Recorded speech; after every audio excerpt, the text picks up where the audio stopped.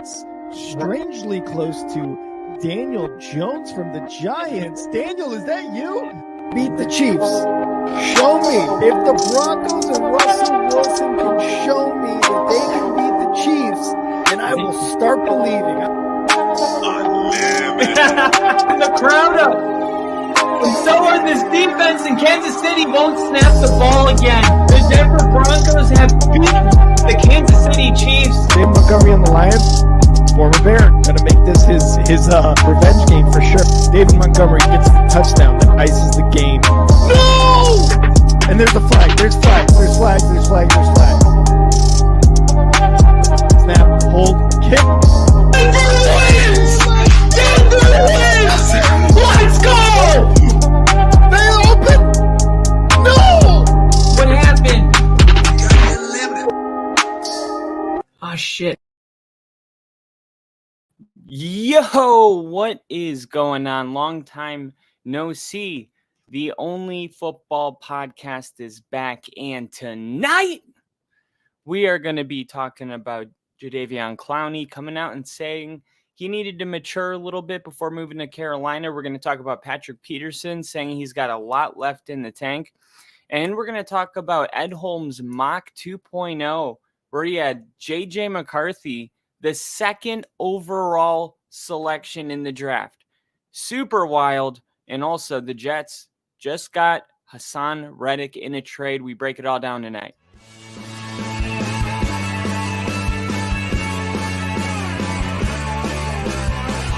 America is football. Football is America. Football is America. If you don't like it, you can kiss your candy ass for the moment in time. I don't give a damn. Oh my God! No! You loved it. 30-27. Chiefs win. Chiefs win 30-20.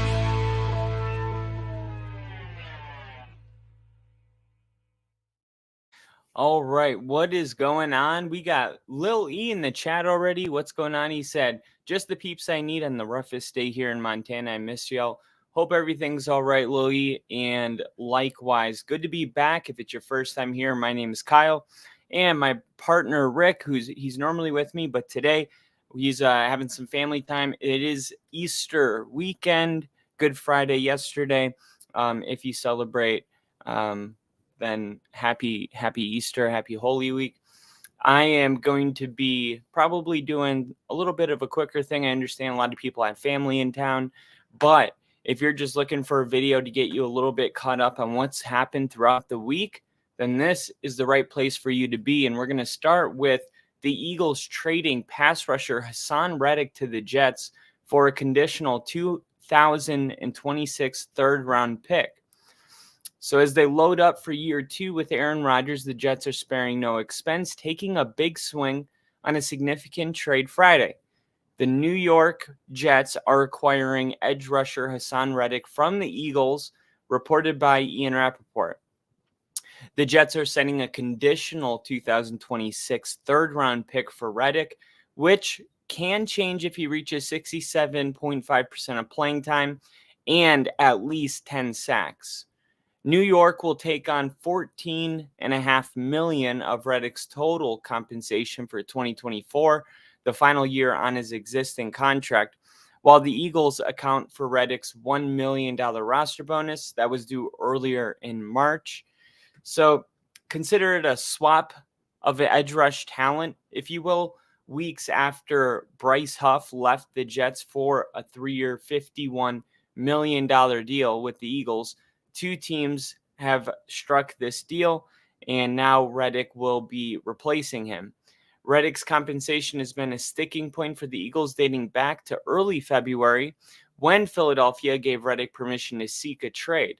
2024 is also shaping up as the third straight season in which the Eagles will embark upon their football journey with a new defensive coordinator with veteran coach Vic Fangio replacing Sean Desai. Now, I've been on record saying that I think the Vic Fangio, acquiring Vic Fangio was one of the greatest offseason moves that was made.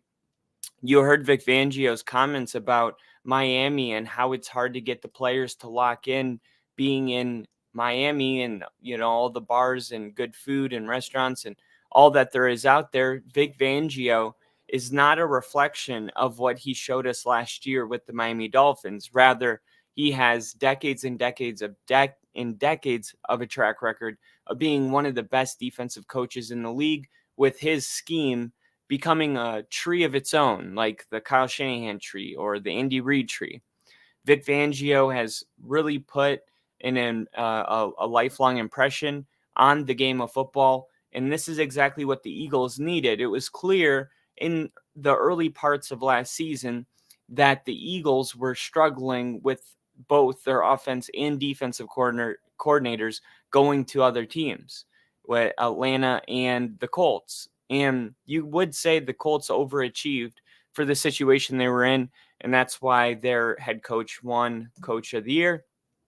So, I mean, especially now that we've had a whole season to see how good those coordinators are, it makes sense that the Eagles weren't able to, just compensate for that or make those adjustments. Those were very, very good coaches. So now Vic Fangio comes into a place that already has a really good roster, a really good team. A lot of players on that team were on the team not too long ago. So I know that they're making moves, but I do expect Vic Fangio to have a lot of success. Reddick posted quality numbers in 2023. He had 11 sacks and 38 tackles, 13 for a loss, earning a second straight trip to the Pro Bowl. He wasn't quite the same game-changing force as he was in the prior year, though, and we talked about it. That could have been due to the defensive coordinator leaving, so it might not be Reddick. Though after enjoying quality production from Reddick at an incredibly affordable rate, $6.9 million cap number in 2023, the Eagles weren't too interested in watching that number jump to $21.8 million in 2024 or carrying his $14.6 million dead cap in 2025. Once Jadeveon Clowney signed with Carolina, which we'll talk about in a little bit, the Eagles found a solution to their problem in the Jets, who struck out on Clowney and needed another proven rusher following Huff's departure.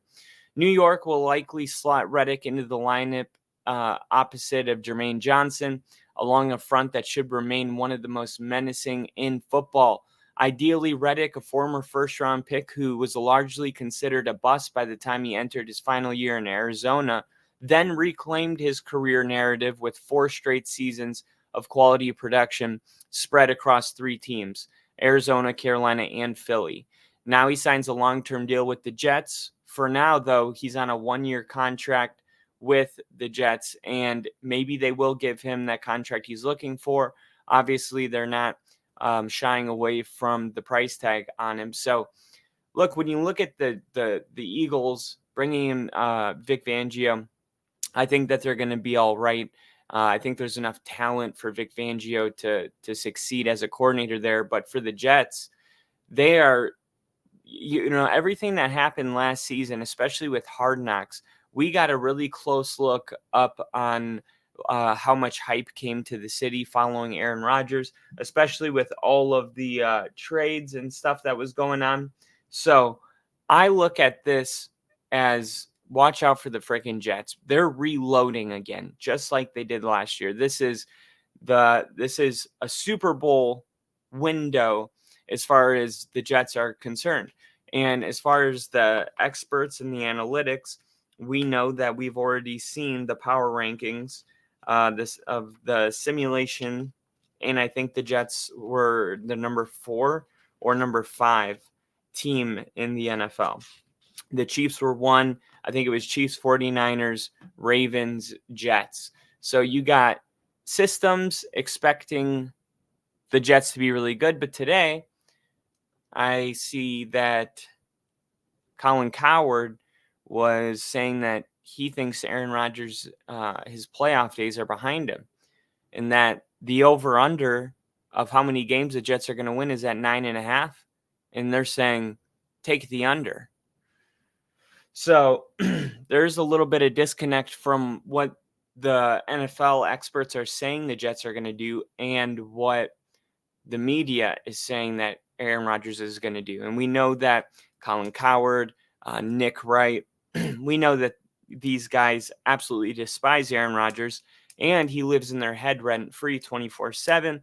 But even with that, I'm not sure if they don't have the ability to separate the person and the player. Maybe they don't, and they're wrong, or maybe they really just think Aaron Rodgers' best days are behind him. I just don't know how so much would change in 1 year, especially if we're talking about a guy that's only played 4 snaps. It's hard to make the argument that there's just not enough tread on the tires, and last year they were supposed to go to the Super Bowl and he's only played 4 more games. I mean, Achilles, the doctors that are doing these surgeries are so damn good at it. Like, we know that Aaron Rodgers was throwing footballs, and if they were competitive, he would have came back last season to push him into the playoffs. But that's not the way it went down. But we know Rodgers is healthy.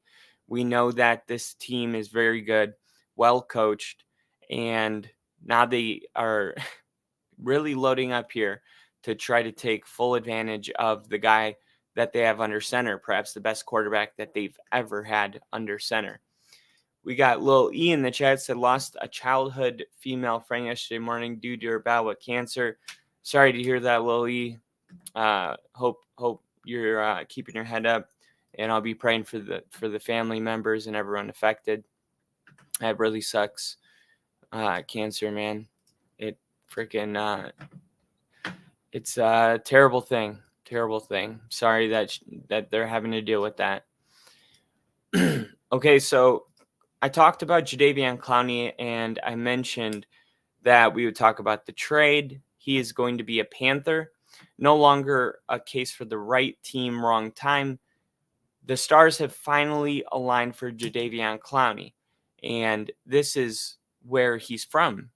So we're going to get into it right now. The Panthers signed Jadeveon Clowney, who was a former Gamecock. I can't believe that he has a 10-year career in the NFL. I can't believe it's been 10 years since he joined the NFL. That is crazy. Time flies. He said, I used to watch them on TV all the time, and I can't wait till I get my opportunity to do that one day, Clowney said Friday. Years ago when I hit free agency, I told my agent not to reach out to Carolina because I wanted to mature more. And to get to this point where I know if I go back there, I can handle myself. It won't be a problem for me to do my job because I was still learning how to be a pro. So now I'm 31. I said I'm at the age now where I'm cool going back home. I can handle myself. Clowney was a monster in 3 seasons with South Carolina, and that brought him to the Houston Texans, where it took him time to come into his own as a professional, but eventually 2016, 2017, and 2018, he made 3 straight Pro Bowls. At 31, Clowney has shown that he can come in and contribute in a new environment time and time again. Perhaps his latest jersey change, taking him back to where it all began, explains his uncharacteristic willingness to commit to a contract so early in the process. Clowney has always taken his time signing with the Browns in April, then in May, but they're just saying normally Clowney kind of waits until the season progresses a little bit more to join a team. And in this case, Clowney finally getting an opportunity to play for his hometown team and be in that environment. He was just thankful that he has an opportunity. So he's joining even earlier than normal. He said, it's going to be crazy to be back in Rock Hill. All these Carolina fans down the road, and I grew up 30 minutes from here, so it's going to be crazy. That is crazy, man. Could you imagine? That's what I love so much about the Philip Lindsay story. I mean, imagine you're in high school in Denver. You go to high school in Denver. Then you go to Boulder, and you still live in the same house with your mom and dad because it's cheaper. And then you get drafted to the Denver Broncos, and you still live in your parents' basement. I mean, it's just one of the coolest things I've ever heard. Somebody that's like, yeah, this was my room in high school, and now I'm in the NFL, and I still drive home after games. go into my basement where it all started, and it's like, wow. I mean, talk about just like a way to keep your humility. I mean, that talk about remember where you came from, right? It's like, well, how could I forget? I'm still there. So, yeah, so that was one of the big names left in free agency. So Jadeveon Clowney is going back to Carolina, and Lil E said Clowney must have been a fan of Cox, and yeah, he probably, if I had to guess, he probably beats Cox. Tyrell Williams, he beats Cox.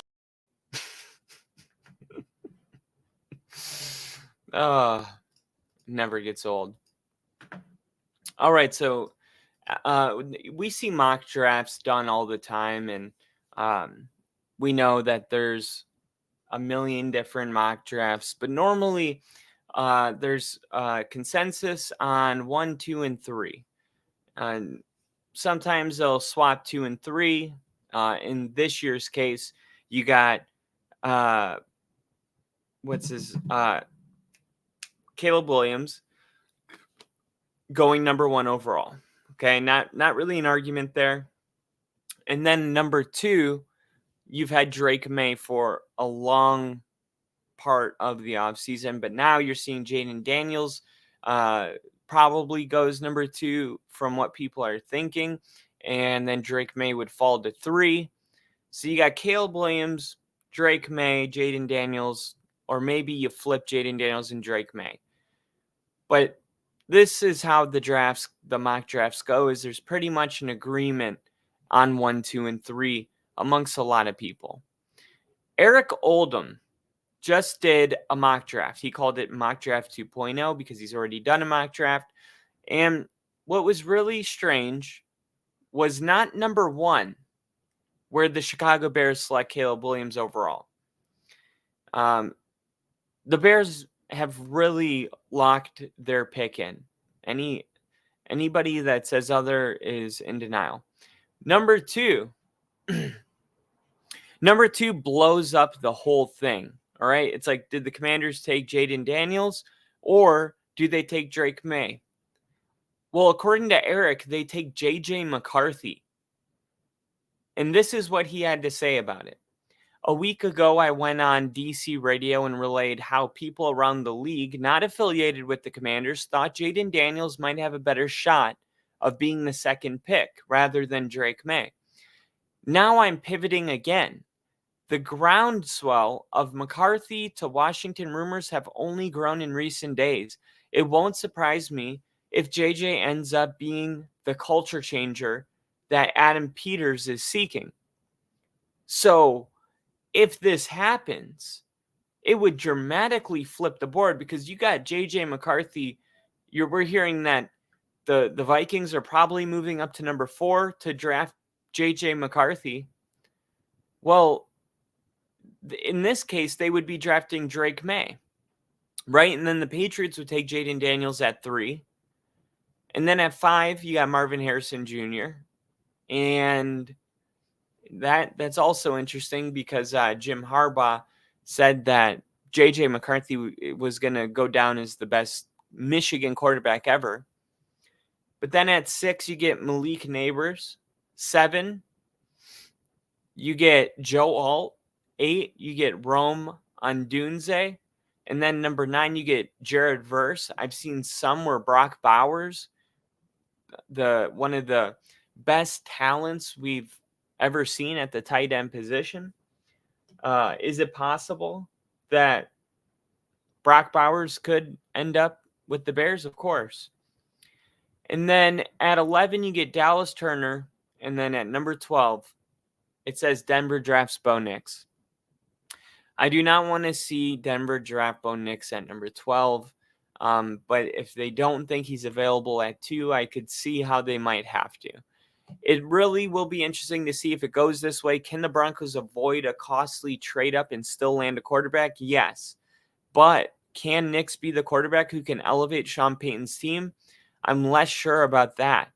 But what other options are there at this point? I'd feel much better that Denver could move down and still get Knicks. And that is exactly what I'm saying needs to happen. And I'm going to do a quick mock draft in just a little bit. At 13, you got an offensive tackle, 15, cornerback. The Colts could use another corner, and Mitchell's traits could prevent him from escaping the top 20. Terrion Arnold comes off the board. Not too far after that at 17 to the Jags. Then you get Byron Murphy, defensive tackle out of Texas. Brian Thomas to the Dallas Cowboys. The Cowboys don't have a ton of extra picks laying around, but I can see them being aggressive with Thomas, surprisingly still on the board at this juncture. Dallas really needs to add pass-catching threats, and that would just help CeeDee Lamb not get triple and double covered all the time. So Denver needs to continue beating Cox. Brock Bowers to the New York Jets. And that's something that I think is really realistic.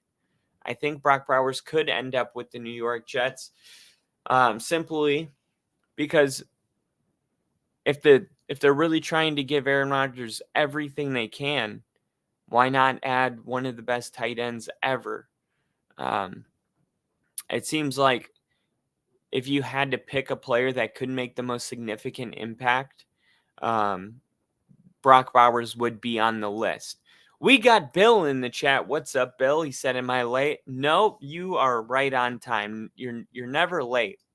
You're never late. You're just early to being late.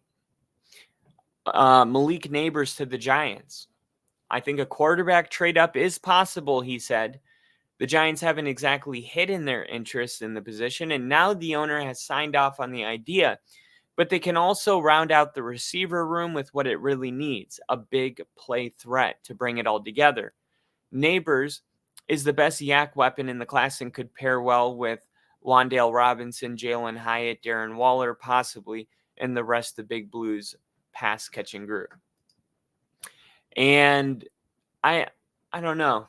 I think if they're done with Daniel Jones, unless they're confidently going with Drew Lock, this would be an interesting situation. So I don't want to see Denver take Bo Nix at 12, and I don't know how they have J.J. McCarthy going 2 overall.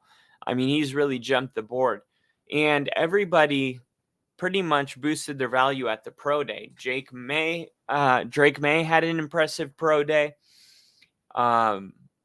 Michael Penix Jr. had an impressive pro day, running a 4.46, I believe, at 225 pounds, and also displaying his arm talent. There might be 6 quarterbacks off the board in the first round. I mean, that's very possible.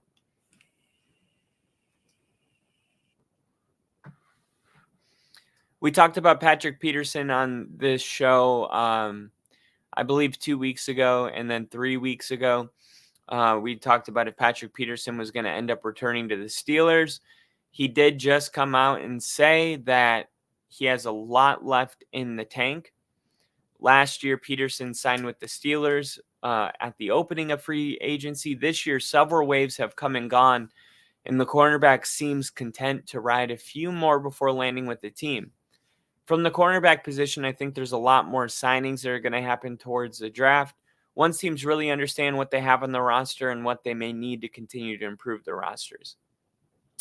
That's when I believe you'll start to see more guys get picked up. Me and my agents have had conversations with a couple teams. Nothing really serious so far, but there's been conversations. Like I said, we'll see what happens in the next couple of months. So the extended wait in free agency comes after an uneven campaign in Pittsburgh, where Peterson delivered a PFF grade of 58.9 while delivering 2 interceptions, 11 passes defended, 42 tackles in 17 games played. Oh, shit.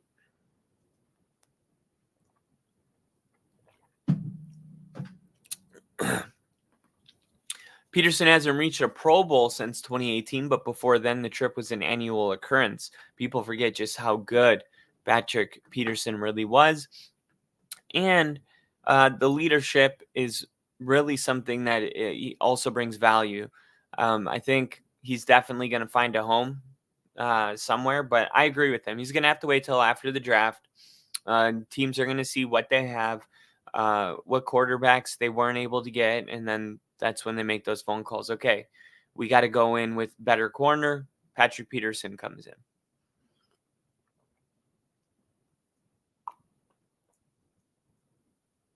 But Peterson said, I do feel like I have a lot left in the tank and can provide not only leadership, but playmaking ability to whatever team desires to have me on their roster. At this point in my stage, going through the free agency process, I'm just taking it a day at a time. It will be exciting to see where he ends up, but also keep in mind he did say that he really values winning a Super Bowl. And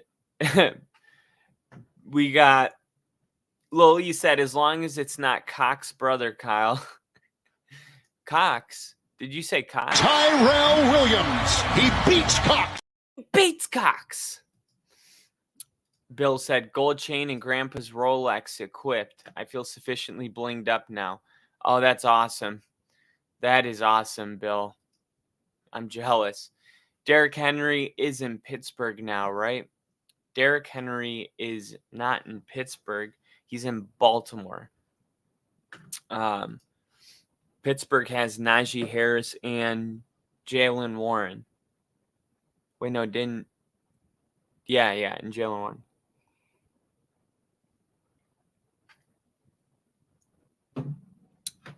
Dolphins running back Raheem Mostert agrees to terms on a 2-year deal worth up to $9 million. So Raheem Mostert has found a true home in Miami, sticking around until or through 2025. The Dolphins and them agreed on the 2-year deal worth $9 million, reported by Ian Rappaport.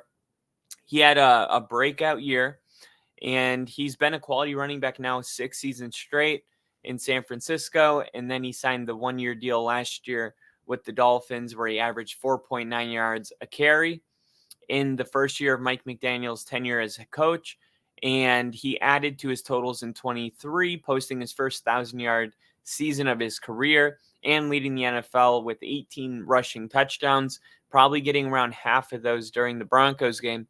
Mostert logged those numbers while sharing the backfield with Devon Achane, who finished with 800 yards of his own and 8 touchdowns. Half of those were against the Broncos. Mostert his adjusted deal represents another landmark moment in his career, and this is a really cool story. I mean, this guy entered the league as an undrafted, unappreciated running back. He spent his rookie season with 3 different football teams, Cleveland, Miami, and Baltimore. Then he bounced around 2 more ball clubs, Chicago and the 49ers, before finding a home with the 49ers.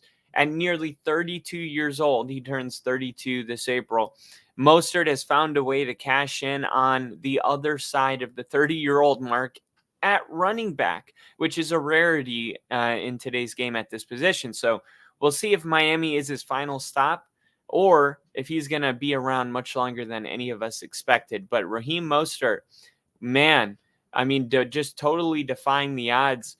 But I love to see a running back, even at his age, get rewarded for the kind of season that he put together. So Jadeveon Clowney to the Panthers, Patrick Peterson, a lot left in the tank. Commanders Dan Quinn, head coach Dan Quinn, is counting on Bobby Wagner as a multiplier. And then he said something really bold. He's all that I love about football. Wow. That's a huge compliment. He's all that I love about football. Quinn told Sirius XM NFL Radio about Wagner this week. He's a tackler. He's aggressive. He's tough. He's smart. He takes care of himself. So what I'm hopeful to see, and I'm certain will happen, he's a multiplier. Because of this,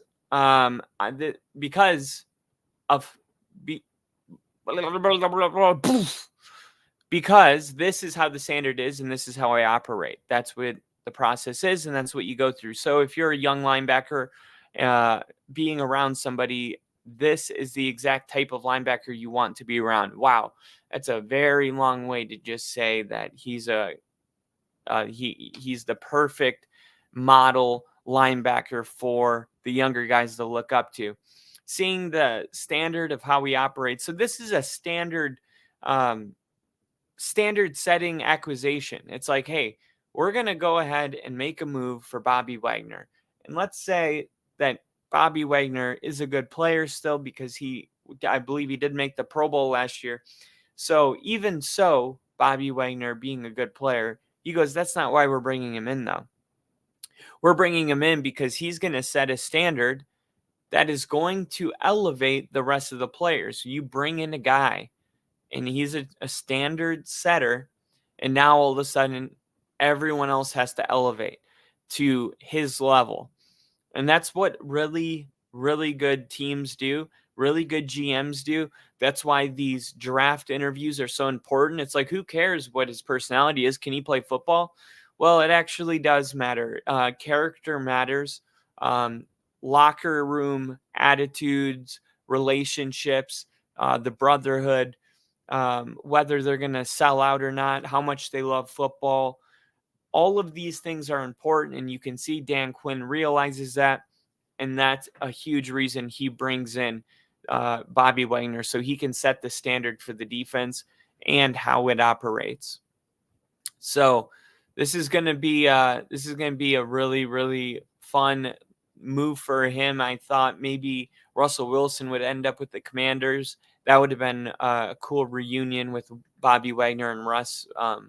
And, you know, maybe if Justin Fields ends up just not being everything or being everything and more than they thought that he was going to be, then they're going to release Russell Wilson. And then maybe the Commanders would pick him up, and maybe Bobby Wagner would have a lot of pull in that situation to try to get Russ, because I know they're still close, and it'll be interesting to track.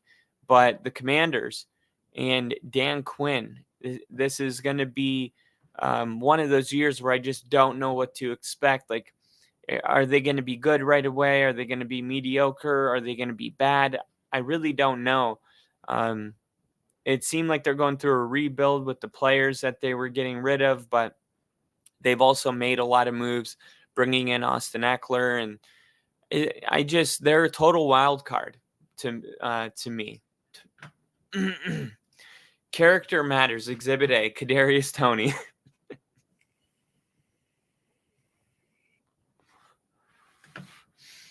And then, well, you said excellent clip. You need to add that into your intro. I do. I need to find a way to do it. Okay, so I want to make sure that I got everybody caught up. The Detroit Lions signed Brock Wright, tight end. He signed an offer sheet from the 49ers as a restricted free agent. Carolina Panthers signed Tay Davis, a linebacker. Raheem Mostert, like we said, agreed to the 2-year deal. Hassan Reddick traded. Lions tight end Brock Wright signed an offer sheet. Said that one already. So pretty much all caught up, and this is going to become, I guess, the quiet time, right? We're like past free agency, but now we're gearing up, less than a month away from the NFL draft. It's been a really, really busy offseason. Jacoby Brissett signed an $8 million deal with the Patriots. As a reminder, a lot of moves. I mean, hundreds of movements happen. Shelby Harris re-signed with the Cleveland Browns. Justin Fields and Russell Wilson are with the Steelers. Joe Mixon and Noah Brown and Dalton Schultz will be with the Texans. Joe Flacco and Michael Pittman are Colts. Mac Jones is now the backup quarterback to Trevor Lawrence, and Gabe Davis replaces Calvin Ridley at the receiver position. Mason Rudolph is no longer the Steelers' backup, but he's Will Levis's backup. And Derrick Henry is no longer the running back. It's now Tony Pollard, and Calvin Ridley is a receiver. One of the best centers Denver had, or the most improved player on their offense, was their center, Lloyd Cushenberry, who signed a 4-year, $50 million deal with the Titans as well. L'Jarius Sneed acquired in a trade last week. He is going to get a contract that's 4 years, $76.4 million, including $55 million guaranteed. So just looking at the moves Tennessee made, they upgraded massively at center, wide receiver, Calvin Ridley, really good wide receiver, Tony Pollard, maybe not an upgrade, but definitely a totally different style of running back that is what Tennessee wanted. They brought in the guy that was running Cincinnati's offense and the Joe Mixon's running backs that are able to be a true receiving threat. They wanted that over the ground and pound mentality of Derrick Henry. So you do see the Tennessee Titans are taking up a new identity here. And then you got the Broncos, who didn't do much. A lot of their names you may not know, but Justin Simmons, they did lose, unfortunately. Jerry Jeudy gone. And Will Lutz, our kicker, re-signed. We did trade, I believe, 3 days ago for Josh Reynolds. That was our biggest offseason move of the year. It was a 2-year deal worth up to $14 million. But that's going to be really, really fun. And Bill said, "Where's the draft this year?" Detroit, I think. Yeah, it's in Detroit. I am 99.9% sure. I thought it was in Michigan. Where's the draft? 2021.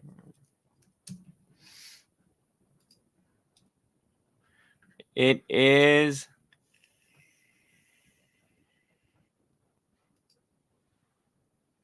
Detroit. Yep. And next year it's going to be in Lambeau. So that'll be fun. I'm pretty sure they're going to have Tom Grassi announce the draft pick. I mean, how cool is that?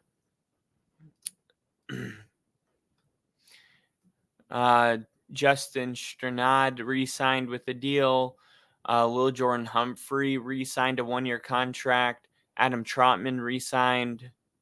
Nothing great. The Chiefs got Marquise Brown, Chris Jones back on the squad. The Raiders signed Gardner Minshew to a 2-year deal. The Chargers re-signed Easton Stick.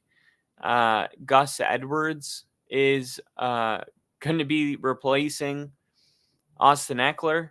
So a ton of movement. You haven't seen the Cowboys do anything. I mean, they made 4 moves, 2 re-signings and 2 signings. And it's Jordan Lewis, Eric Kendricks, Rico Dowdle, and Trent Sieg. And the only person I know here is Rico Dowdle, the 3rd-string running back last season, who actually averaged like 10 yards a carry in certain moments. Drew Lock, the future franchise quarterback for the New York Giants, signed a 1-year, $5 million deal. Like, paying $5 million for a franchise quarterback, that's a pretty good job by the Giants. Drew Lock's going to be really good.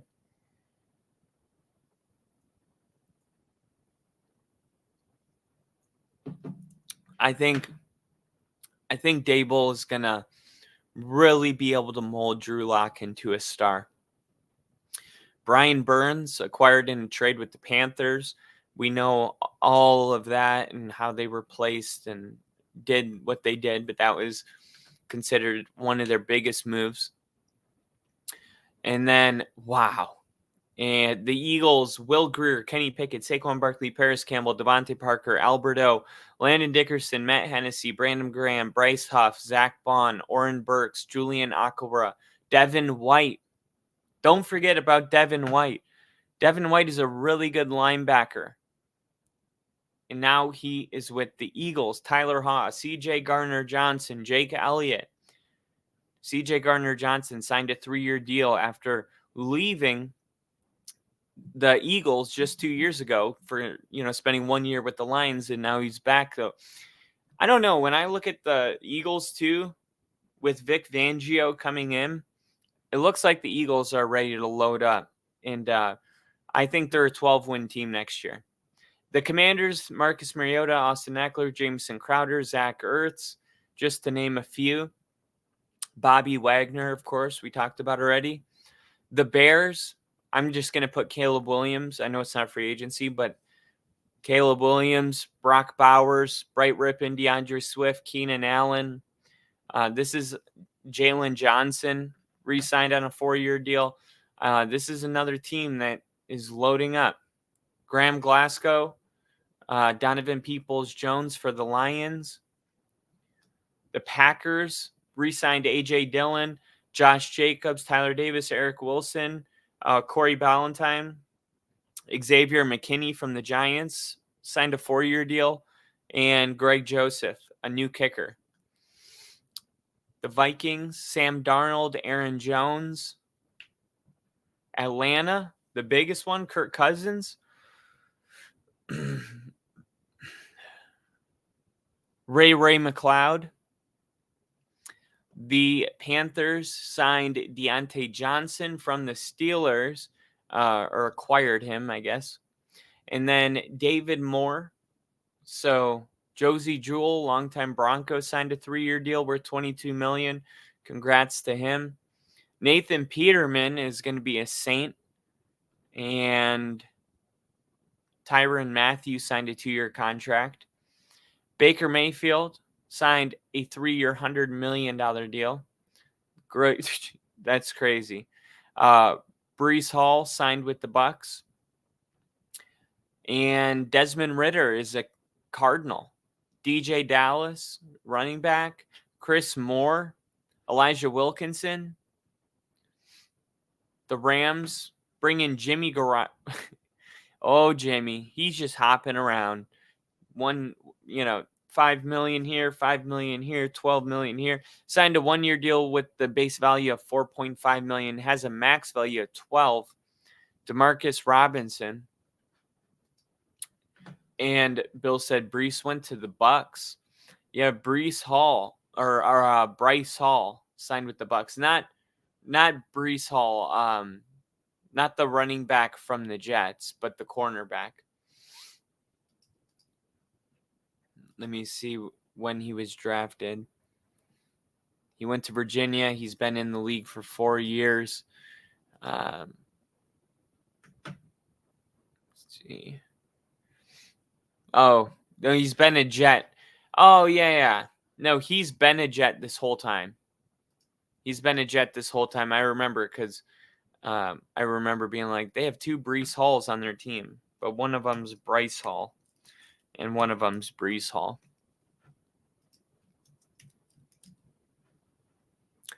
Cowboys and Ezekiel Elliott open to a possible reunion.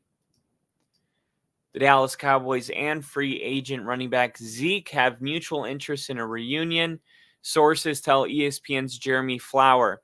While the deal between Elliott and his former club have not been reached, both sides are open to it.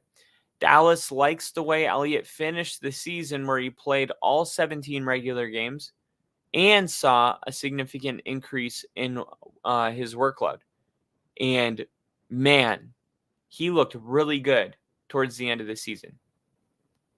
Didn't he look like really good? He played 51% of the offensive snaps, finished with the team high 642 yards on 184 carries. So he's definitely still got football left in him. I think the Patriots and him are a good fit, but the Patriots may want to see if Ramondre Stevenson can bring more to the table without the splitting of the workloads, because the year before they acquired Ezekiel Elliott, Ramondre Stevenson was a lot better. So I wonder if that's going to be a part of it or not. But we'll see how true that reunion is in the next couple of days, maybe. So those are the storylines, everything going on around the league. And now it is time for my Good Friday. Or, I guess it's Saturday now. But, one second.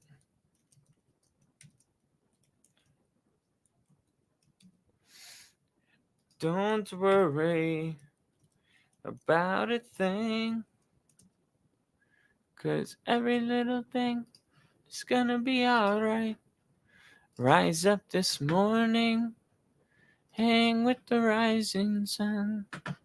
3 little birds pitch by my doorstep, singing sweet song.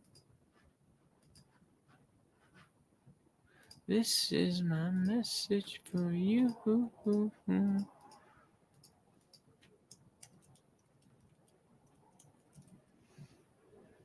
Dang it. Trying to log in and I can't remember my password. I'll just reset it really quick.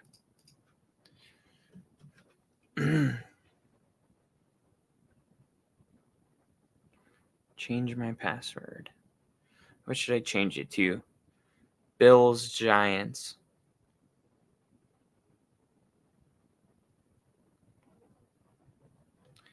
Bills, Giants.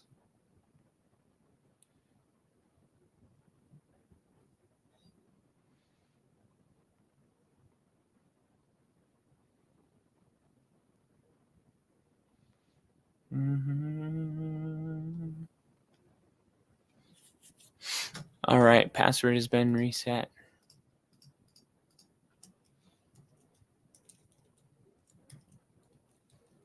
Bills, Giants. Save.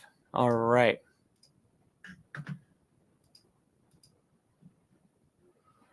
I'm going to turn today it's going to be a little bit more random.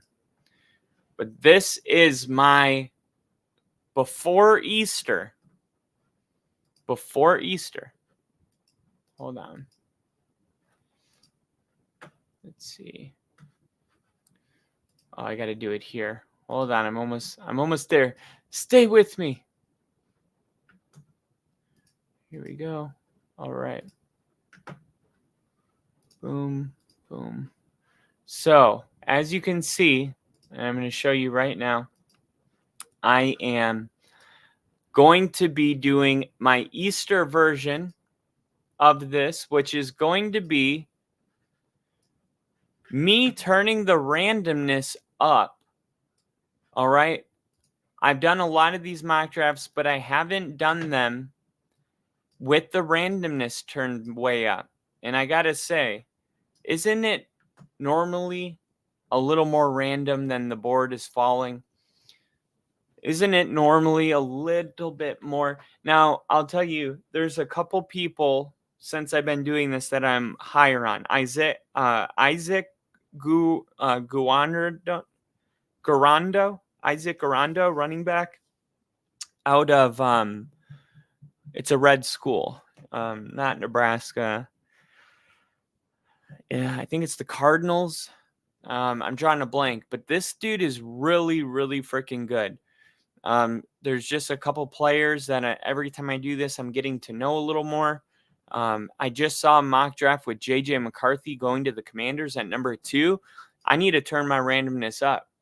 I need to turn it up and care for positional value. What does that mean?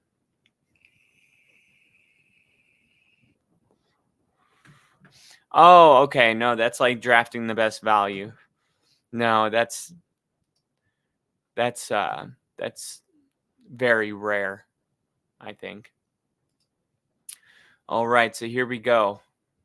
The Chicago Bears are on the clock. Now, here's what I'm trying to do, okay? Now, the Pittsburgh Steelers, okay? Where are those Steelers? Here they are. I want quarterback. Where's their quarterbacks? Oh my gosh, all their quarterbacks are gone. So I guess the Bears still technically have Justin Fields on there. No, he doesn't exist. Okay. So who would I be able to... Let's just start the draft and see how it falls. All right. Caleb Williams goes number 1.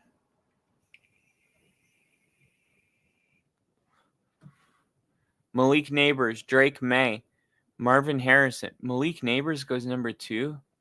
Oh, I'm sorry, guys. I didn't realize it was going to be that freaking random. All right. Let's not make it that random. I still want it to be realistic. Randomness. Yeah, we won't turn it all the way up. We'll turn it there. All right, here we go. Caleb Williams off the board. Drake May, Jaden Daniels goes number 3. Rome Dunes 4. Marvin Harrison. The Giants come away with J.J. McCarthy.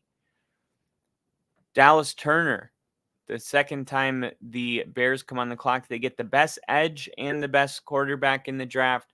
This is what the Houston Texans did last year. And one of those players was from Alabama. And Terrion Arnold comes off the board here.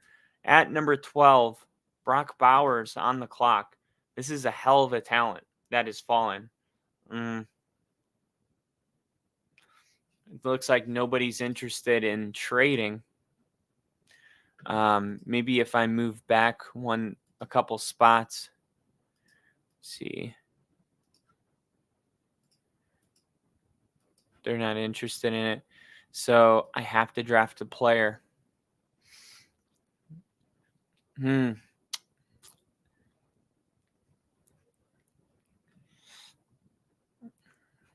got Byron Murphy on. So nobody wants to trade with me. Damn it. I really didn't want. This is bad. This is really bad. I need this. Look, I don't even have a second round pick. Brock Bowers might be good, but this is really bad for me right now.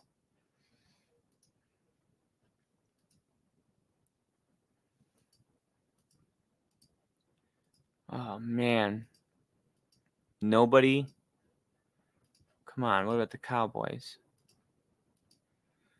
Oh, man, they're going to make me. That means I'm not going to be able to get a quarterback in the draft. This ruins everything.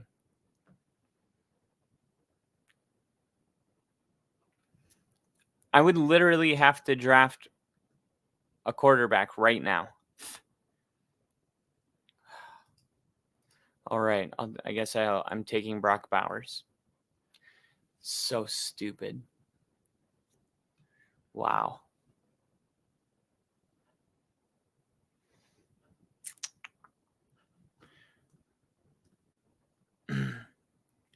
All right. Let's see. Where is... All right. Jalen McMillan just came off the board.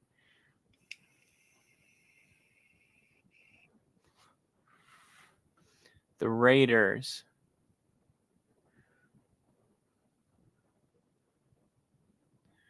The Raiders drafted a tackle.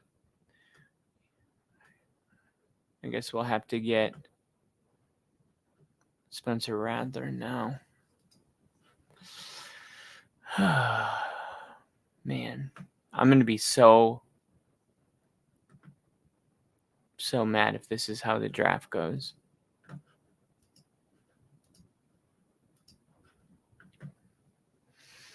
Braylon Allen is a good option here. Tyrone Tracy still available. Let's see.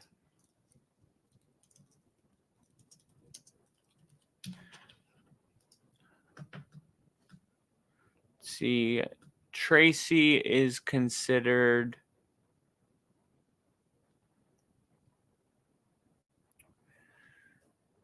Trey Benson, Bucky Irving, and then Braylon Allen.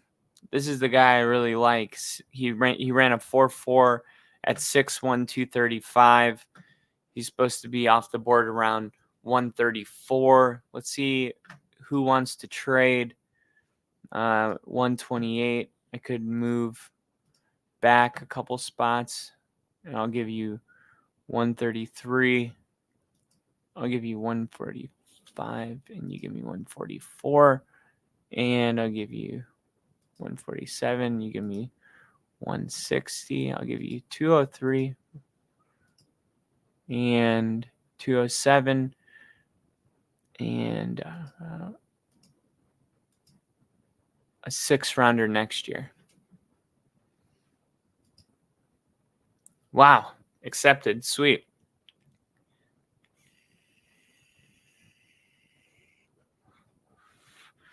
So I have to go back 7 spots, but then look, I jump up 12 spots, and then I jump up 3, and then I jump up literally 40 or 37 spots.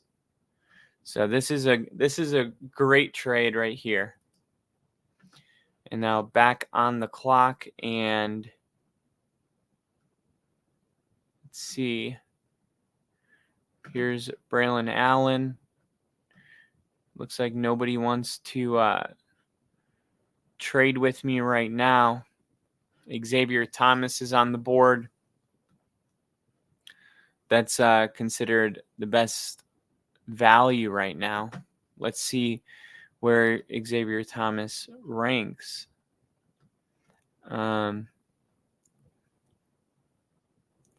Xavier Thomas is the 18th best edge rusher in the game.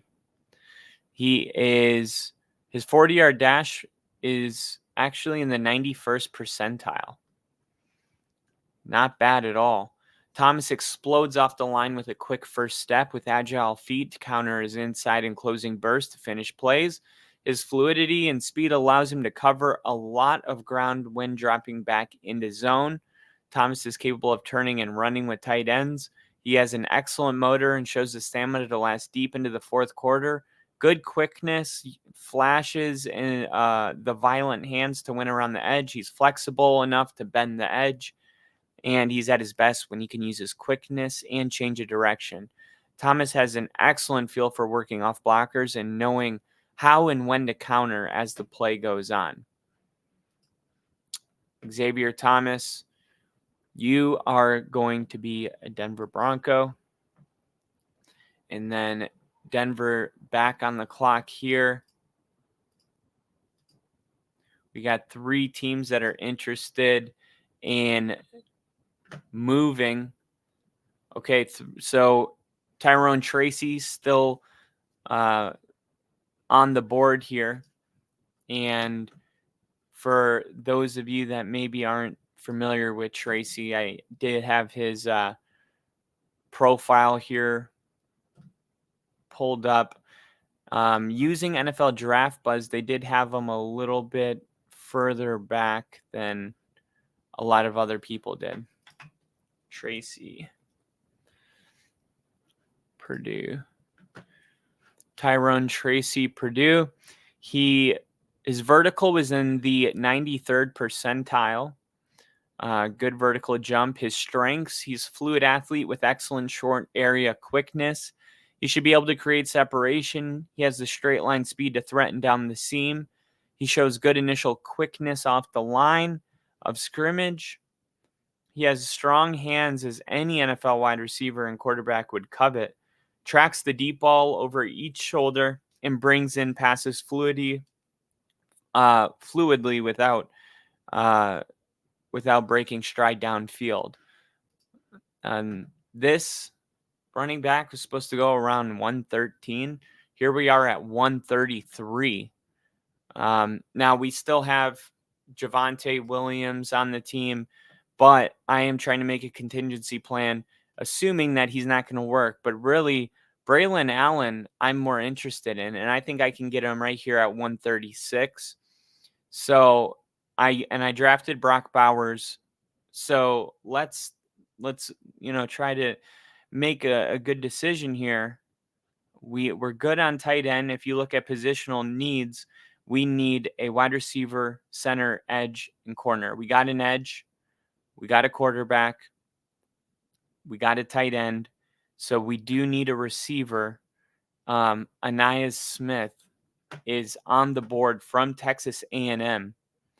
Would I be interested in Anais Smith? Here's his draft profile for you guys. So you got the top 12, ending with guys like Xavier Worthy and Jermaine Burton from Alabama. And then if you keep going, you got your Javon Baker that's going to probably be going. Then you got your Jalen McMillan, and then Anais Smith, Texas A&M. Okay. His bench was in the 94th percentile. He benched 225 21 times. His scouting report strengths: he has elite balance, tight roping the sideline in and out of his breaks, showing excellent start-stop ability.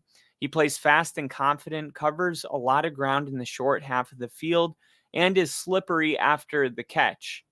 This is who we're talking about right now, just to be clear.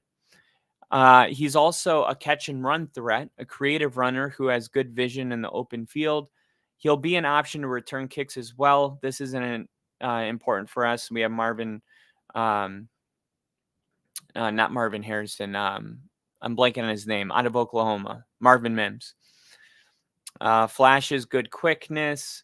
He would add value in the running game as well. I think we're getting maybe a comp of like a Deebo Samuel type player, 5'9", 190 pounds. We still have Cortland Sutton. We still have Tim Patrick. Those are two big body receivers. We did lose Jerry Jeudy. Would I be interested in this pick? Well, Anais Smith is considered the 23rd best wide receiver in the draft, just a couple spots under Jerry Rice's nephew and Jalen McMillan. So I like this move, but before I do, let's see who's interested. So the Minnesota Vikings want me to pick at 157. They want to trade up. The other teams want to move even more far. So let's see. If they did 157, all right, I would lose 133, but then I pick at 136, and maybe instead of, let's see, is there a way I can get one? See, there, I don't see the value there, but here's what I could do. Maybe I could get a player from them, like Justin Jefferson. All right. And I'll give them Cortland Sutton, and I'll give them the draft pick they want. And I'll give them a second. Oh, shit. They're not budging. Holy crap. All right. Well, I was trying to see how bad they wanted it. What about a guy like Jordan Addison? And wow, that's what it would take. That's crazy. That's a lot of shit. Yeah, I would rather draft a player. I'm not moving that far back. So Tyrone Tracy's still there. I want to draft Byron Murphy. Anais Smith is the best wide receiver on the board, I guess. I just don't. I would rather get Luke McCaffrey later. Let's see. Who's the best cornerback available right now? All right. DB. Oh, CB. Camel Hayden out of Tennessee. Camel Hayden out of Tennessee.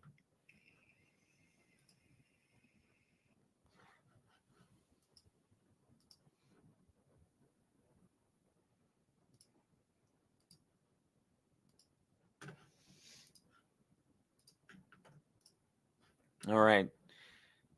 So let's go to defensive back. And then let's see, Camel Hayden. So we're definitely past the first page.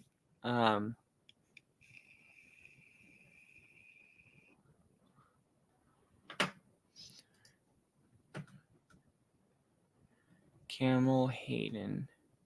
Maybe we are on the second page. Camel Hayden. What college? Tennessee. Was he on the first page? Did I pass him? Tennessee. No, I guess he's on the fourth page then. Camel Hayden, 38th. All right. Oh, let's see. Hand size, not great. 4.42, that's fine. Aware in the red zone, stays on blocks. Get out of here. Aware in the red zone, stays on blocks. Go. Shoot. Get out of here.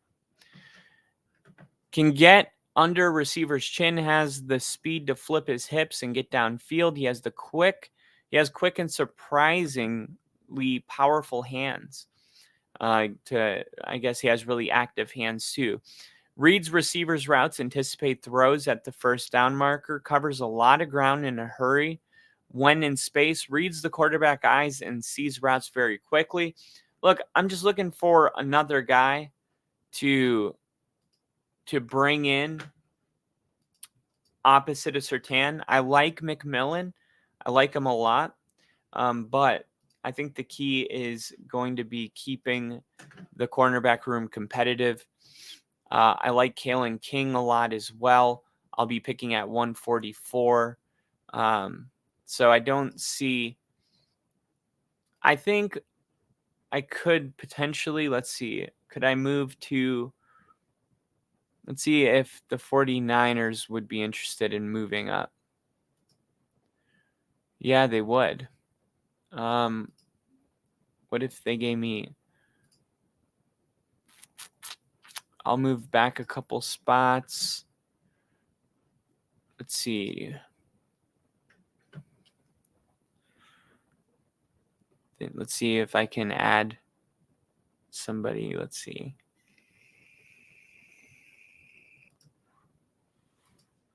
Nick Bosa. And I'll give you in return. It's like, what do you have worth Nick Bosa? Nothing. Let's see. How about Baron Browning? In a first rounder next year? No. Yeah, it was worth a shot. What about New England? Damn. They're not willing to give me anything. What about it? I'll give you a 7th. We'll swap 7s, and you give me a 6. And so I would get an extra 6th rounder next year. And let's see. Ben DiNucci. I'll give him another backup quarterback. Maybe if they gave me a 5th and I gave him Jared Stidham.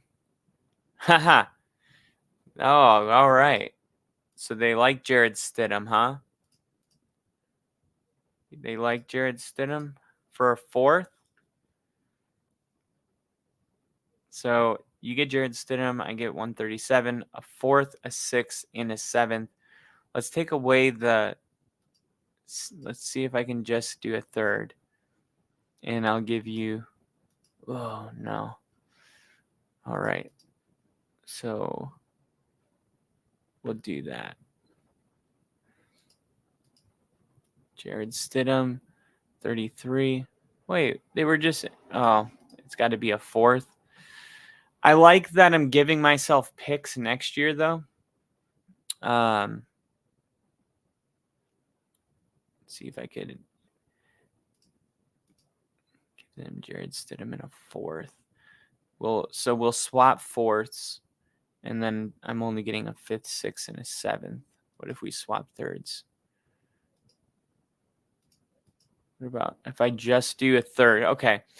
So we swap thirds, but I get New England's fourth, fifth, sixth, seventh, and I'm only moving back 4 spots.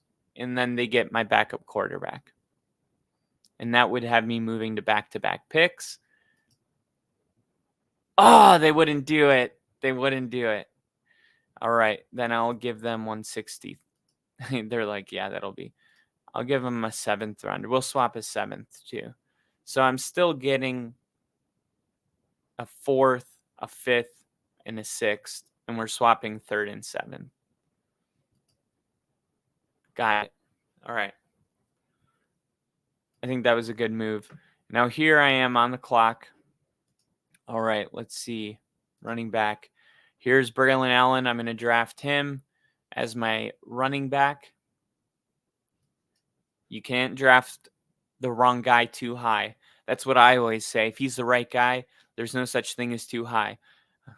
No one's ever told me that, especially not Bill. I made that up on my own.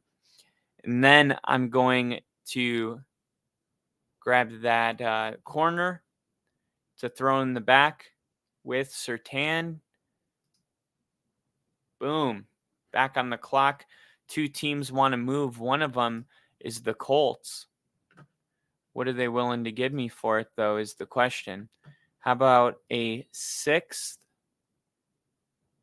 next year? And I'll give you the 7th I got from New England. All right. So these are the kind of picks, man, that really get me going. Take the 7th that I just got from New England and turn it into a 6th. I'm okay with that. I don't need a 7th round pick. I'll take 2 6 instead. Now I got a 1, a 2, a 3, 4, 4, 5. It would be really cool if I could turn a 6th and a 7th into a 5th and a 6th. And let's see.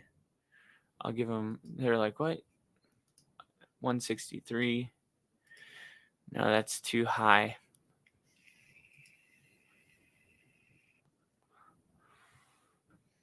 Let's see. Greg Dulcich. Yes. Give me Greg. Let's see. We drafted Greg Dulcich in the 3rd round. I don't think he's going to work. Personally, I just don't. See, a 4th, 5th, and a 6th. And then I give him a 7th. 56% chance of working. Let's see. Look at that. So now, look at this. I got next year I have a 1st, 2nd, 3rd, 4th, 4th, 4th, 5th, 5th, 6th. That is what I'm talking about. That's how you load up. All right. Now it's time to draft a player. Best player on the board is Tyron Tracy. I just drafted the running back Braylon Allen and Kamal Hayden. So I got halfback I've addressed, cornerback I've addressed, edge I've addressed, and quarterback I've addressed. So really my team's starting to get everything that we needed. Oh, and Brock Bowers is a Bronco as well. So this is actually, I didn't like how the draft started, to be totally honest, but I do like the decision it's going right now. At 147, Nelson Caesar is supposed to come off the board. And you guys know I draft Nelson Caesar a lot in these mock drafts. Or maybe you don't know that. Maybe Bill is only the one that knows that. But looking at the top edge rushers in this year's draft, Nelson Caesar comes in at the 19th best in this class. His strengths is good quickness off the line of scrimmage, flashes the violent hands to win around the edges, excellent motor, has stamina to go to the 4th, relentless off the edge. Like, why not just throw him into that room with Nick Benito, Baron Browning, Nelson Caesar, and I believe we drafted in the 3rd round. Let's see, where is he? Denver. So we got Xavier Thomas. So Xavier Thomas was, let's see, this guy's ranked as the 19th best. Xavier Thomas is the 18th best. So I don't know. The part of me is like, I don't know. Like, I think there might be too much cooks in the kitchen to execute this move. Now, I wouldn't be opposed to going left tackle.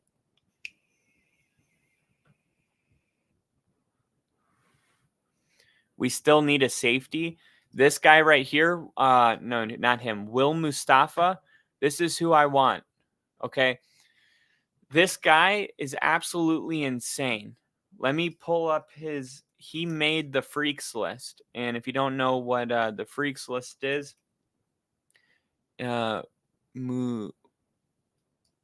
Mustafa. I always forget how to spell it. Malik Mustafa.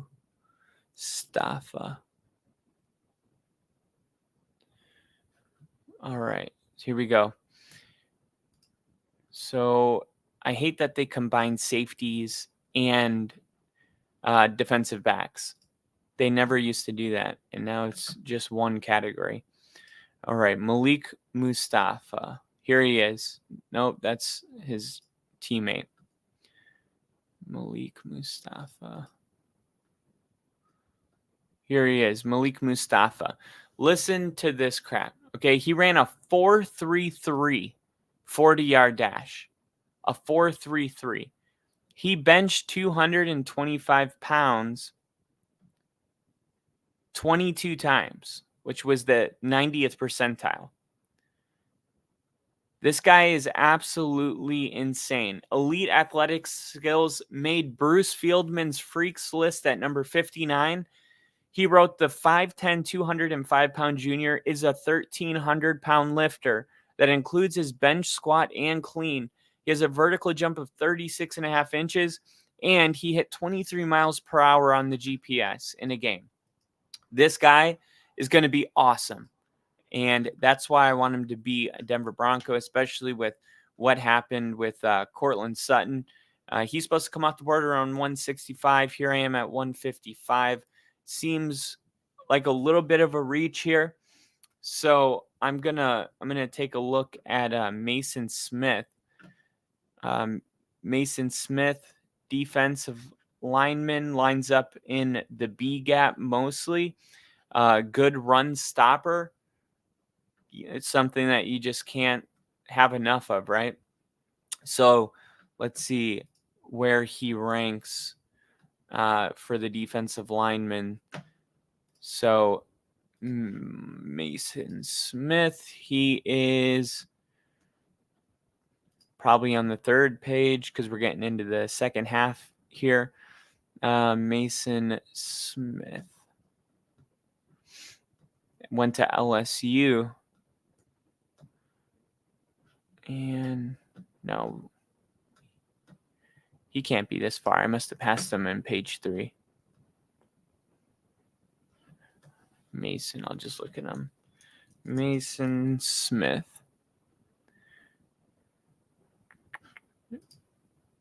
Oh, Mason has 2 A's. That's what it is. Mason Smith, LSU. All right. Wow. His height, 6'5". Big guy. 6'5", 306 pounds. Made Bruce Fieldman's freak list. Ranked in at number 12. My favorite. I would just draft everybody on this list. The former 5-star recruit is one of the most gifted players in college football.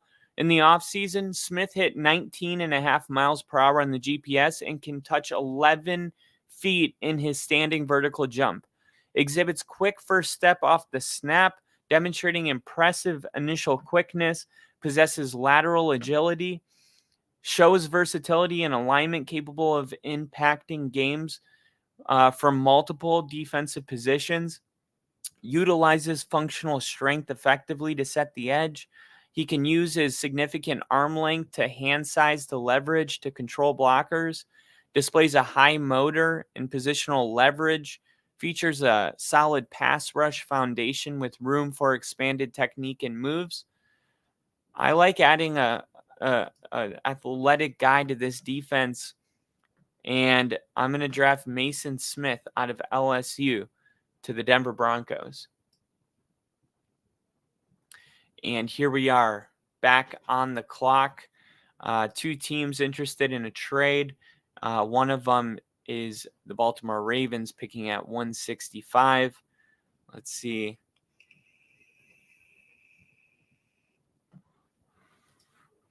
Let's see if I can maybe turn my 6th. I got 2/5 as well. Let's see. I'll turn my 6 into a 5th and give them 163. And they give me my 6th, 7th here. So I still have 165. So if I just do that, it won't get accepted. Let's see. Who else am I going to have to pay? Cortland Sutton. Let's see. Do they want Jaleel McLaughlin? Ooh. They'll take Jaleel McLaughlin? I mean, this is anytime you can get value for an undrafted player, it's pretty good.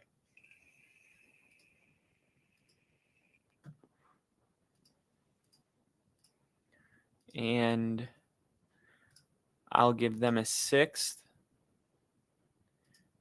Let's see. So I would swap 5ths. So I'd still get a 5th. And then we'd swap 6. So I'm really just getting a 7th. Don't like that. But that's too lopsided.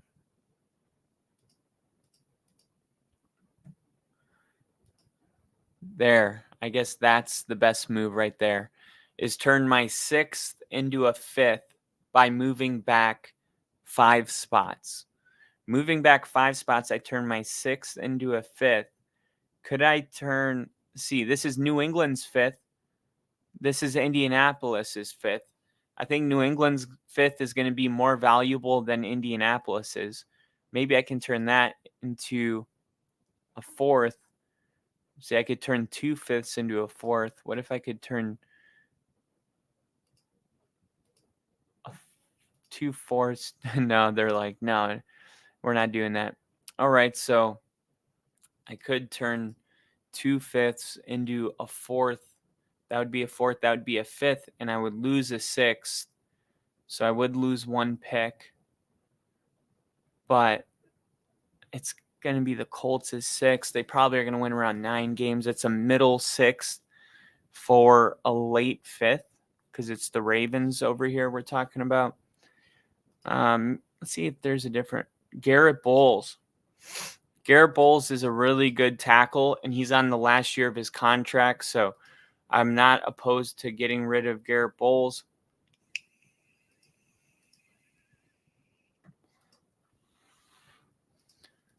They would give me a 2nd, a 3rd, a 4th.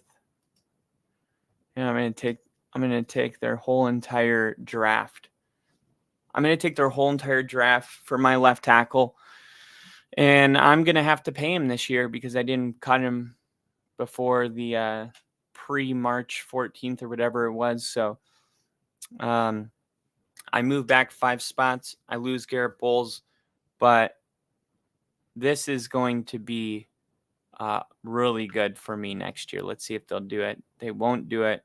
All right, you can keep your 7th. I don't care about 7ths anyway. Damn it.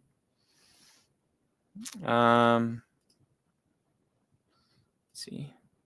218, 228. There it is. So I moved back a total of 5 spots. I got a 2nd, 3rd, 4th, and a 5th next year. I did lose Garrett Bowles, but I'm going to draft a new left tackle here at 163. 3, and then back on the clock at 165. So let's see.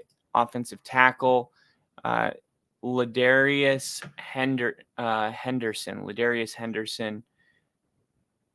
And this is the problem with losing a star left tackle. They're not really easy to replace. I am taking a little bit of a chance here. But, worst case scenario, I'll use my second rounder for a left tackle next year and reset that clock. There is a team that wants to move back to 180. Looks like the players that I'm interested in are not coming really off the board until 176. So 180 is fine with me. Look at my draft next year. First, second, third, fourth, fifth, sixth. And now let's do this. Watch. Let's take a first and a second, and we'll combine 2 fourths, 2 thirds. Holy shit, they're going to take everything before they... Yeah, fucking right. You must be high off your ass if you think I'm doing that. All right. I got a first, 2 seconds, 2 thirds. Let's see. I got 4 fourths. Let's see if I could get rid of. So they won't even think about it. What about a second? Could I turn 2 thirds into a second? I could. Could I turn a third and a fourth into a second? A third, a fourth, and a fifth, and a sixth. No. I could turn 2 thirds into a second, though. Could I turn a third and a second into a first? What about... Okay. So I would have 2 firsts, a second. I would have no third round picks. Maybe we could swap. Could I get my third rounder back that I sold you? 5-5. So if I executed this trade, I would have 2 first round picks, 1 second. Then I would have 1 third, 1 fourth, 2 fifths, and that would be it. So that would be 1, 2, 3, 4, 5, 6, 7 picks, 2 first rounders, 2 seconds, and then just 1 per round going forward, pretty much. I don't. It seems like doable, but I think I need all these picks. I really do. So the Patriots are the only team that was interested in moving back. So I'm gonna get back on the board, and maybe I can move back at 165. Let's see. We got Malik Mustafa right here. This is the safety that I want to pick. I got a pretty good defensive lineman here. Mustafa is supposed to come off at 165, but I'm going to try to trade that pick, so I won't be drafting at 165. So I'm going to take him here. And back on the clock, and there are 2 teams that want to trade back. One of them is at 185, and that is the Jets.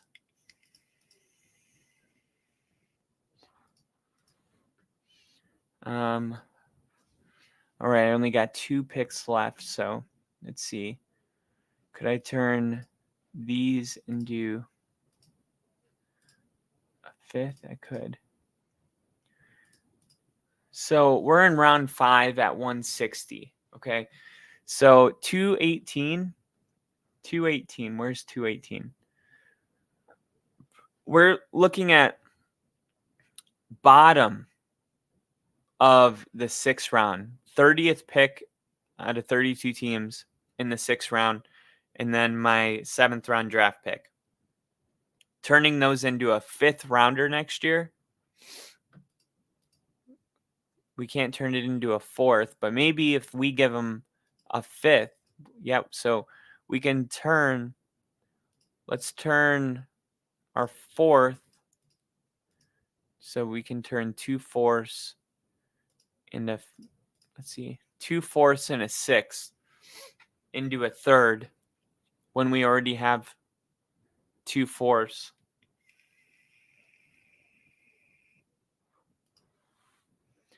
And then this is the Jets. Can we turn our fifth into a fourth? No, can't do that. Let's see. A third round draft pick. That's a top 100 pick. But you can get good players in the fourth round. Let's see. I would be moving back 20 spots right now. 20 spots. Let's see who's on the board. Who else wanted to trade back? The Colts. But they wanted to give me 191. What were they willing to give me? How about a third for a fourth? Fourth, a fifth, and a sixth. Jeez. Let's see. I have Baltimore's third. Could I just exchange Baltimore's third for the Colts' third? I would rather exchange Baltimore's fourth and Baltimore's fifth. I can't turn a fourth and a fifth into a third. And you got me moving back that far? They're not giving me the right value, man. I'm just going to draft. All right, so the best player on the board is running back, guard, quarterback, guard, linebacker.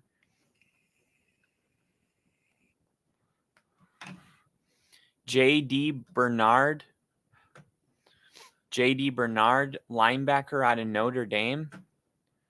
Is that something we're interested in? Let's take a look. He's probably on the fourth page. Bernard, Notre Dame.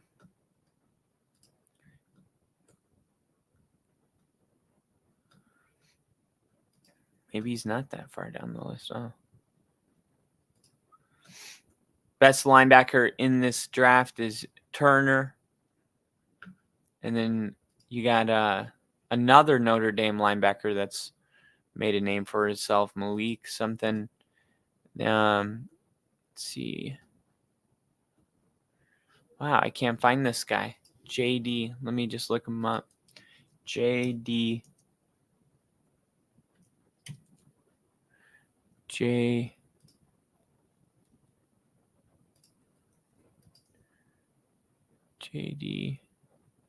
That can't be his real name. Burt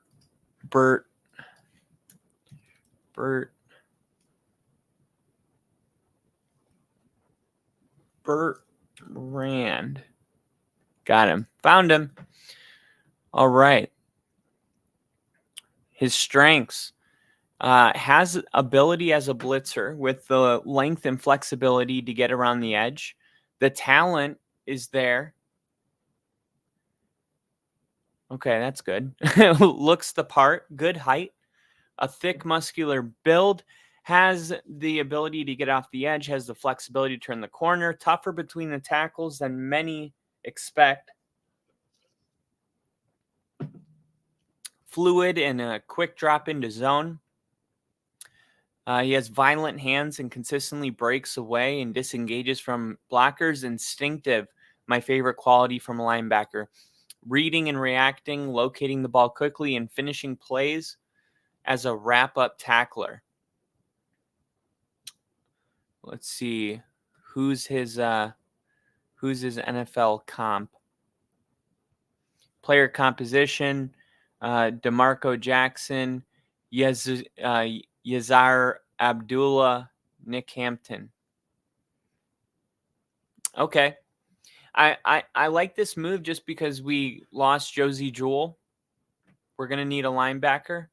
He's supposed to be off the board. I think he probably fell a little bit, so just take advantage of the value that fell here, since the teams are trying to screw me over, and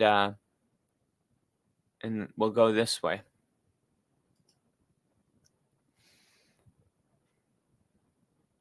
All right, here we are at 218.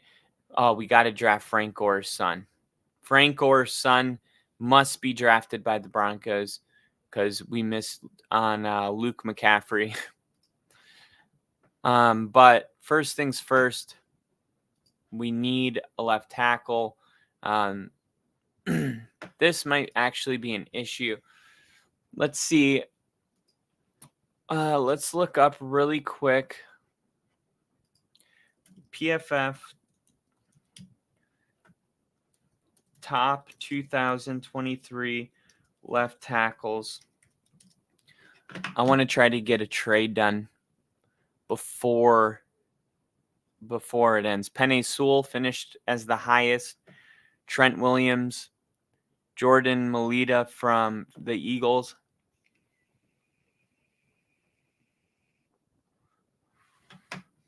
Tyron Smith from the Cowboys. Tristan Wirfs. 13th season. I'm looking for somebody younger. How old is Jordan Mailata?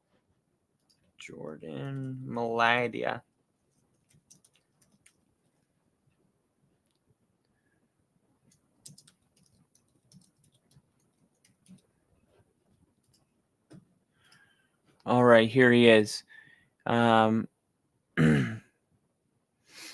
He was a 7th round draft pick. Wow. Finished as the 3rd. Look at this. I'm out here late in the draft thinking I can't get a tackle. And one of the guys that I'm going to trade for was the 4th highest or the 3rd highest rated left tackle in the league last year. Bill said, how is Andrew Thomas not the top left tackle on the list? I don't know. I'll show you. So this is the highest graded offensive lineman from the 2023 season. You got Penei Sewell, 92.8. Trent Williams from the 49ers. And this is Jordan Mailata, the former rugby star. Finds himself in elite company 3 straight seasons. Good shit. And they got him in the 7th round. Tyron Smith from the Cowboys. Tristan Wirfs. Braden Smith. So, I mean, we can get a left tackle. It's just there's not going to be a ton of hype around him. That's all. So, Andrew Coker is an available. Andrew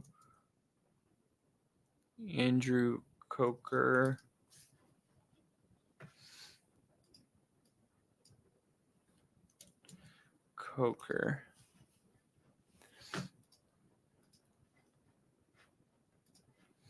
Let's see if this guy has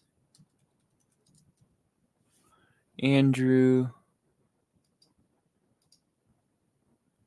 and Jalen Coker. That must be his brother. Andrew Coker. I'll just look at his profile here. 2023, 62. I hate to see that. I like when they trend up. I don't like that he had a down year for TCU, but he was a part of their national championship team. And we do have a guy here from Michigan's team, much higher grade, Trent Jones. Let's see if we can.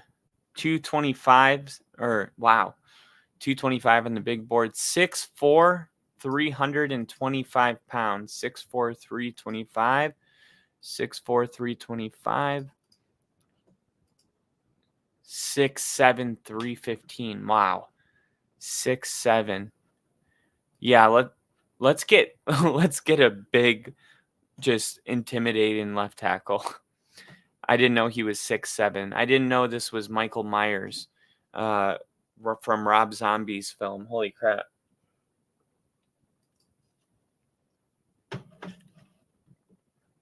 And all right. And with the last pick in the draft, I think we draft Frank Gore. And this is how it's going to go. I mean, we traded McMillan. Okay, so we have Javonte Williams and we have Bryson Smith from Wisconsin. But we're going to need an RB2, RB3. RB3 this year's P. Ryan. I think he could take kind of the RB2 role, and Frank Gore could learn underneath P. Ryan. And then next year, we don't re-sign Javonte, and Frank Gore becomes our RB2. We let P. Ryan go, and our RB1's Bryson Smith. So I like that there's a long-term plan here with the final draft pick being Frank Gore. All right. The draft is over. And I think what was most impressive about this draft was the talent the amount of draft picks that I ended up with next year. So I drafted Brock Bowers at 12. I got an A on that. Sean Payton just could not pass up too much talent.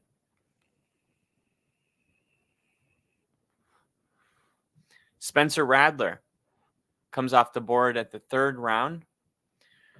I got an A on that. Then Xavier Thomas comes off the board. And then look at this. A monster trade here that involved me swapping out a lot. So I only moved back 7 spots. I moved from 121 to 128.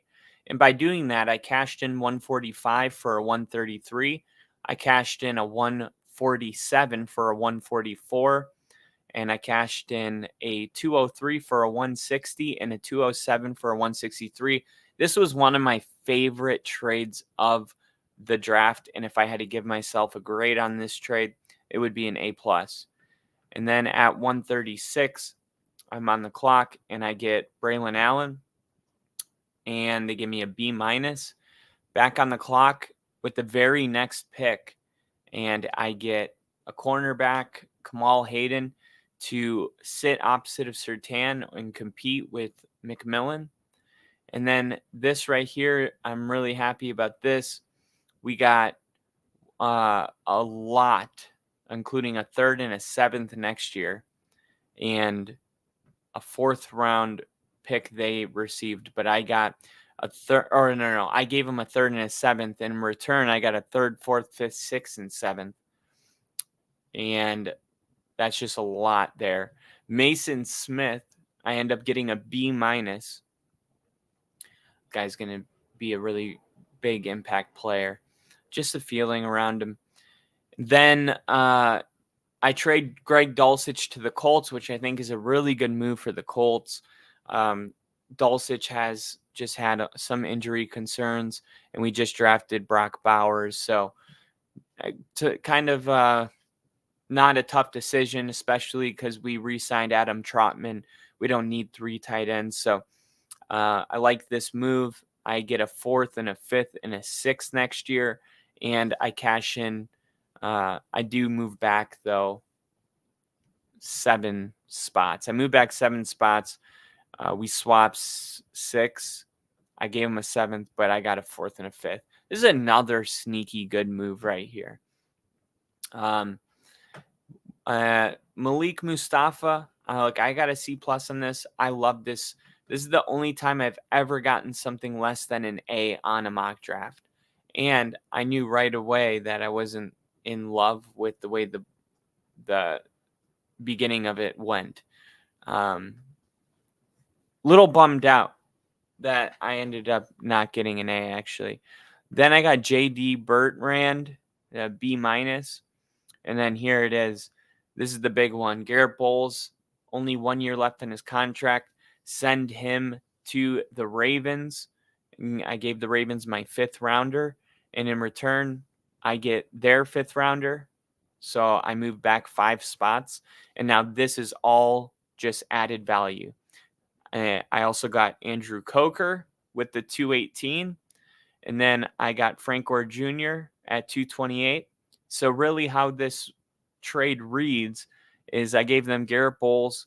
I moved back 5 spots in the 5th. And then I got Andrew Coker, Frank Gore, a 2nd, 3rd, 4th, and 5th draft pick next year. And that's how I closed out my draft. So not mad about it. If this is how the draft goes, like, I just want to see a lot of trades happening. I want to see Denver moving back. So if this happened, I'd probably be disappointed. I know Brock Bowers is supposed to be a very, very good tight end. I know that they said that about Kyle Pitts, and I'm not saying Kyle Pitts and Brock Bowers aren't good tight ends. I'm not saying they won't be. I'm just saying you can get tight ends, really good tight ends in the later rounds. And if he's a generational type player, that's awesome, but he's not going to be if we don't have the quarterback. Hence why I use Kyle Pitts as an example, because he was not a good tight end, but not necessarily. We just know that he hasn't reached his potential because he's been hindered by bad quarterback plays. So knowing that we don't have a quarterback, making this move seems a little frustrating. However, nobody wanted to trade back with me, and there was not a quarterback on the board that I felt comfortable drafting here. So it is what it is. But right here at 128, where I draft my edge, Xavier Thomas, the 19th best edge rusher in the draft, then right here, this is when we started accumulating things. Okay. A running back, a cornerback, a defensive lineman, a safety, a linebacker. And then these are all bonus draft picks. And that's what we need. We need to start thinking about how we're going to replace people next year that we don't have the money to pay. And if we have one good draft, literally it'll save us years of rebuilding. But if we try to move up and give them next year and the year after's first round pick, that essentially means that we would have only had one first round pick in the last 5 years if we do that. You're just not setting up a quarterback for success if you do end up drafting one. And Bill said, I would take Bowers over a quarterback and pair him with Drew, but I'm a tight end whore and love that position. No, I totally get it. I think there's something about a really, really good tight end that's just super attractive. But at the same time, I would even feel better with Drew Lock, right? I really would. We don't even have like a Drew Lock on our team right now. So if we could just be I just wonder what is the move at this point, because I'm starting to think Denver might be playing for next year and the quarterback isn't even going to be addressed. I think they'll draft somebody, but it might be Spencer Rattler in the 3rd round. But I think I'm officially against moving up, and I'm seeing a lot of mock drafts with Denver moving up now. I don't know what's going on. I know Sean Payton's putting a lot of smoke, and they're like, where there's smoke, there's fire. And Sean was very vocal about how, he's still like, think about this. Like, he wanted to draft Mahomes. He said he was going to draft Mahomes at 11, and the Chiefs moved up to 10 and jumped him and drafted him. And imagine how different his life would have turned out if he would have gotten that draft pick. So I think things like that really stick with you. But I hope Sean can separate how disappointed he was and not, I guess, make it about that. But if he does fall in love with another quarterback, that might ultimately, I guess, manipulate the way he emotionally handles this. And I just hope that whatever Sean does, it's not rooted out of emotion or panic or the past. I hope it's just he really thinks that's what's best for the team. And if that's the case, then we'll ride with it.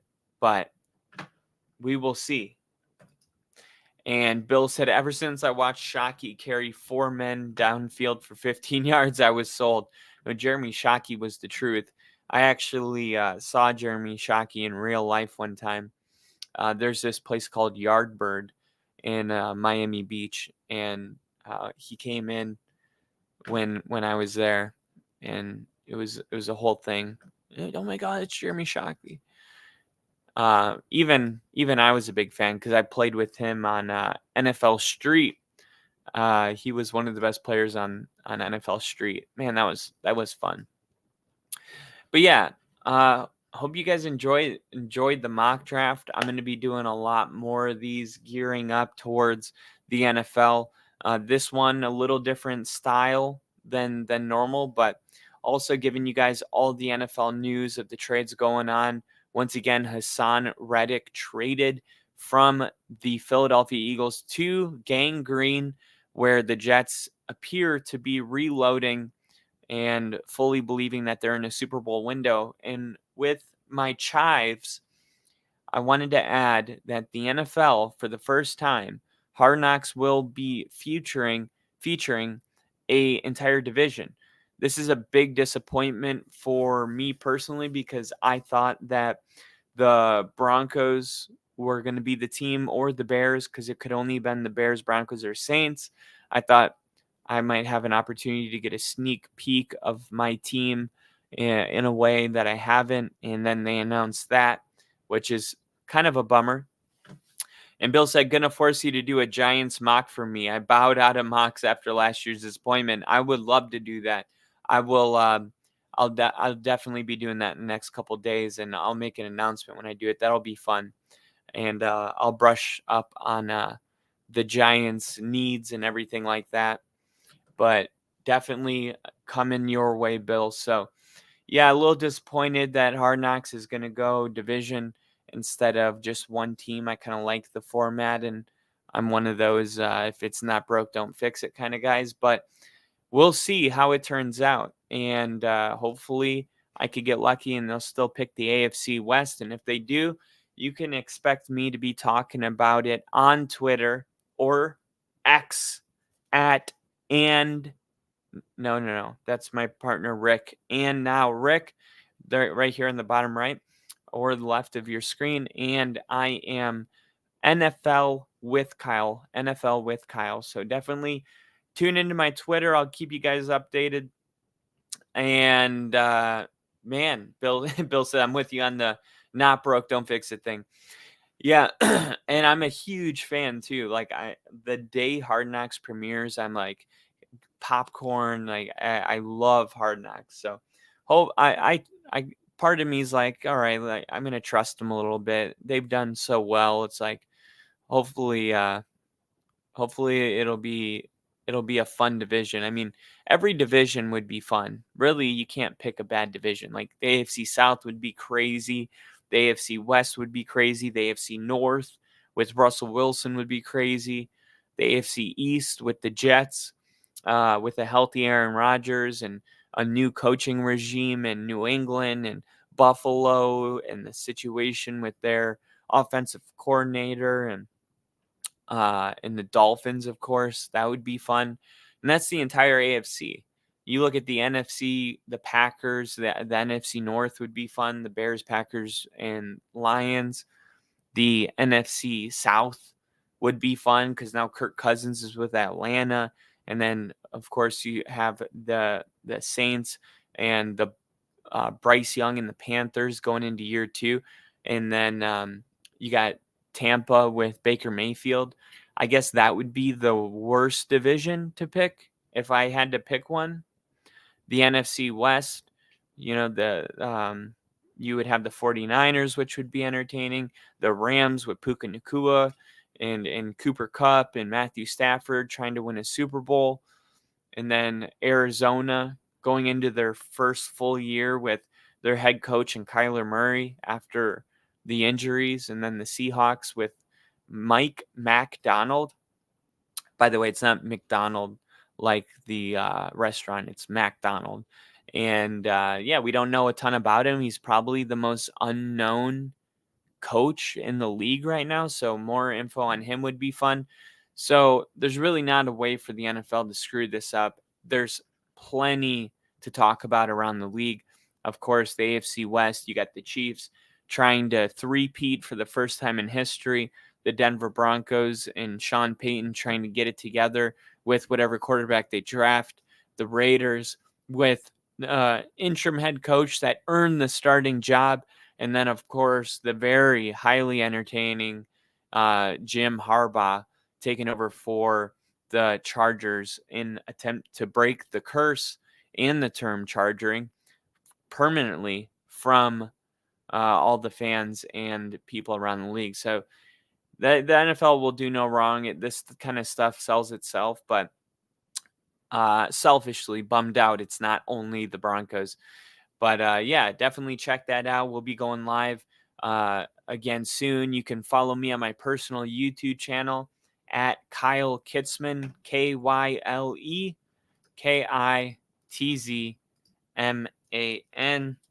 And that is where I do some of my personal work. A little more Broncos forward, but not only. It still revolves around the NFL. So definitely check that out. I'm a diehard Broncos fan, have been my whole life. We started this podcast a couple years ago if you're new here, and really appreciate this community and how you guys have helped get us going. And hope you guys are enjoying the off season, and we're bringing you sufficient content you feel caught up on this channel. So Bill said, I'm so happy for Antonio getting the head coaching job. I am too. I was like, the Raiders should give Antonio Pierce the starting job. So that's why they probably won't give him the head coaching job because the Raiders never do what they're supposed to do. But this year they did. Hopefully that doesn't break the curse of the Raiders being bad, because I'm not ready for that. But thank you guys for watching. Bill, we had little Ian here. We had some other people that were tuning in, not commenting, but really just wanted you guys to know I appreciate you being in here. And Tyrell Williams, he beats Cox. Of course, keep on beating those Cocks, and we will see you guys soon. As always, have a good day. Go Broncos. See ya.